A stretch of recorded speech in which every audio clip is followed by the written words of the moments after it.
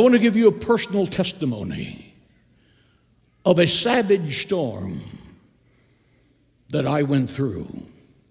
I have debated for months whether to tell this personal story of crisis to my church. John Charles Hagee was born on April 12, 1940, in Goose Creek, Texas, a small refinery town near Baytown, on the industrial edge of the Houston Gulf Coast. He was not born into an ordinary household.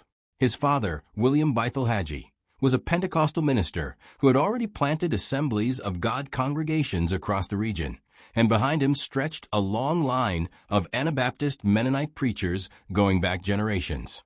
Faith in the Hagee household was not a Sunday activity. It was the organizing principle of daily life, and young John grew up assuming, almost as a matter of inheritance, that he too would end up behind a pulpit. He did not arrive there without resistance. As a teenager, Hagee was a serious athlete, earning letters in 4 sports from the 7th grade through high school graduation, and a serious student, inducted into the National Honor Society and recognized with the American Legion Award as the outstanding student of his graduating class. For a while, he entertained the idea of becoming a lawyer. But at 17, by his own account, he made a decisive commitment to Christian ministry, setting aside the legal career he had once imagined and stepping into the vocation his father and grandfathers had followed before him. His education reflected both ambition and denominational roots. He first enrolled at what is now known as Southwestern Assemblies of God University in Waxahachie, Texas, then went on to earn a Bachelor of Science degree from Trinity University in San Antonio in 1964. 2 years later, he completed a master's degree in educational administration from North Texas State University, now the University of North Texas, in Denton.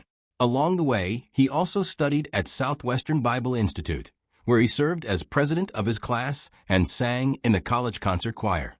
It was an unusually academic preparation for a man who would go on to build his reputation as a fire and brimstone Pentecostal-style preacher, and it gave him both the intellectual tools and the institutional credibility that would serve him for the next 6 decades. Hagee's pastoral career began in October 1966, when he founded Trinity Church in San Antonio. It was a modest start, the kind of church planting story common to Pentecostal ministers of his generation. Small congregations, borrowed spaces, slow growth built on personal relationships and door-to-door evangelism. For nearly 2 decades, Hagee built and rebuilt his ministry in San Antonio, developing the preaching style that would eventually make him one of the most recognizable television pastors in the country. Plain-spoken, direct, unapologetically certain, and deeply invested in linking current events to biblical prophecy. By the mid-1970s, Hagee had taken over what was then a 25-member congregation called the Church of Castle Hill. Over the following decade, he rebuilt it into a much larger operation, and in October 1987, the new sanctuary, built to seat 5,000 people, was dedicated as Cornerstone Church. It was the culmination of more than 20 years of ministry work, and it set Hagee on a trajectory that would eventually make Cornerstone one of the largest congregations in the United States. Today, the church reports more than 22,000 active members, and its campus in San Antonio functions as a full-scale religious and community complex, complete with its own school, media production facilities, and outreach ministries. Alongside the physical growth of Cornerstone, Hagee built an entirely separate empire in broadcast media. He founded Global Evangelism Television, of which he serves as CEO, and John Hagee Ministries, which produces and distributes his sermons and teaching programs across television and radio.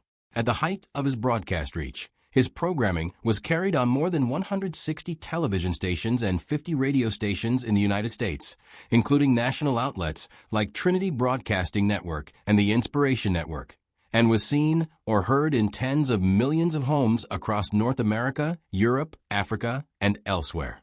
Few American pastors of his generation achieved that scale of media distribution, and it transformed Hagee from a regional Texas preacher into a national religious figure whose sermons were as likely to be watched from a living room in another state as heard from a pew in San Antonio. Hagee's personal life has been part of the public record for decades, and it has not always mirrored the tidy image often associated with megachurch leadership. On August 26, 1960, at the age of 20, He married his first wife, Martha Downing. The couple had 2 children, Christopher and Tish, before their marriage ended in divorce in 1975. Divorce inside conservative Pentecostal and evangelical circles in that era carried real social and professional risk, and Hagee's split from Martha came at a moment when his ministry career, still building toward what would eventually become Cornerstone Church, was far from secure. The following year, in April 1976, Hagee married Diana Castro, a member of his congregation. Diana would go on to become his ministry partner as much as his spouse, eventually founding her own outreach organization, Diana Hagee Ministries, and taking a visible leadership role within Cornerstone's broader operations. Together, John and Diana Hagee raised a blended family that, across both marriages, totals 5 children: Tish, Christopher, Christina, Matthew, and Sandy, along with numerous grandchildren. Their son, Matthew Hagee, has become the most publicly significant of the next generation, serving as executive pastor and now co-pastor of Cornerstone Church, a role that signals a deliberate, ongoing transition of leadership from father to son as the elder Hagee has aged. If there is one cause that has defined John Hagee's public identity beyond his own congregation, it is his advocacy for the state of Israel. His support for Israel is not simply political. It is rooted in a theological framework common to a strand of evangelical Christianity known as Christian Zionism, which holds that the modern state of Israel's founding in 1948 fulfilled biblical prophecy, and that continued Jewish return to the land is a necessary precursor to the second coming of Christ. For Hagee, backing Israel is not a foreign policy preference. It is, in his own framing, an act of theological obedience. That conviction found its most significant organizational expression in February 2006, when Hagee founded Christians United for Israel, commonly known as CUFI. The organization was explicitly modeled as an evangelical Christian counterpart to established pro-Israel lobbying groups, and it grew rapidly, eventually becoming the largest pro-Israel organization in the United States by membership, claiming millions of supporters mobilized through churches, conferences, and direct advocacy with lawmakers in Washington. CUFI represented a significant expansion of Hagee's influence, moving him from the world of Sunday sermons and television broadcasts into direct political lobbying and coalition building with American Jewish organizations, even as some of those same organizations remained wary of the theological underpinnings of his support. Hagee reinforced this theological worldview in his writing. Among the more than 40 books he has authored, 7 of which reached the New York Times bestsellers list, his 2006 book, Jerusalem Countdown, stands out as one of his most discussed and most criticized. In it, Hagee argued that a future confrontation involving Iran was foretold in biblical prophecy and warned of coming nuclear conflict in the Middle East tied to end-time scripture.